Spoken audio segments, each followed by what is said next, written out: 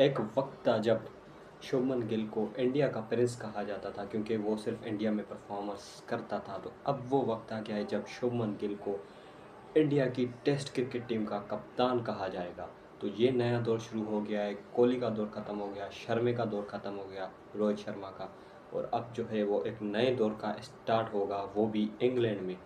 Indian team के लिए शुभमन गिल जो है वो कप्तानी करेंगे, जो कि 20 जून को टेस्ट शुरू होगा इंडिया वर्सेस इंग्लैंड के दरमियान। और शुभमन गिल ने जो है वो 2022 में दिलीप ट्रॉफी में सेंचुरी मारी थी, जिसके बाद उनके पास इंडियन ए का जो है वो टैग मिल गया था। अब जो है वो उन्होंने इस टैग को रिमूव करके इंडियन नेशनल टीम का जो है वो कप्तान का टैग हासिल कर दिया है। और इसके कितना वो रिटेन कर पाएंगे वो देखना होगा, क्योंकि कोहली और शर्मा ने तो अपनी पूरी मतलब जान लगा ली थी और टेस्ट के दोनों ही बहुत ही अच्छे कप्तान थे।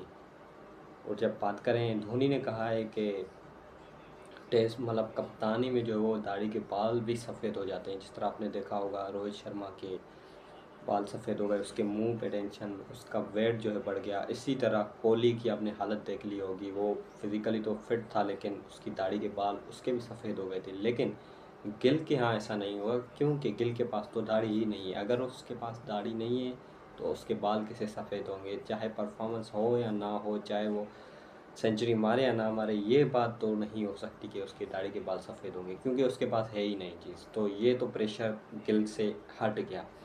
अब रही बात परफॉर्मेंस की, तो इंग्लैंड में वो कैप्टनसी करेंगे और इंग्लैंड में वो ओपनर भी आएंगे।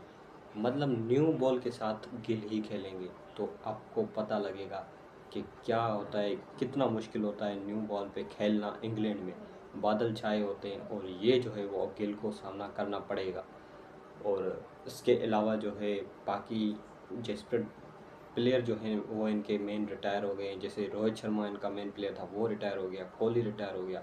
अब बचाए एक सिर्फ बुमराह और शुभमन गिल और ऋषभ पंत और केएल राहुल भी। तो ये इनकी 3-4 की जो है वो कॉम्बिनेशन होगी। बाकी तो सारे के सारे नए प्लेयर हैं, नया आगाज़ हुआ है। जायसवाल नया है, उसके बाद सुरेश रैना नया है, और बाकी भी इनके प्लेयर वाशिंगटन सुंदर, ये सारे के सारे नए लड़के जो हैं वो उन्होंने खिलाए हैं।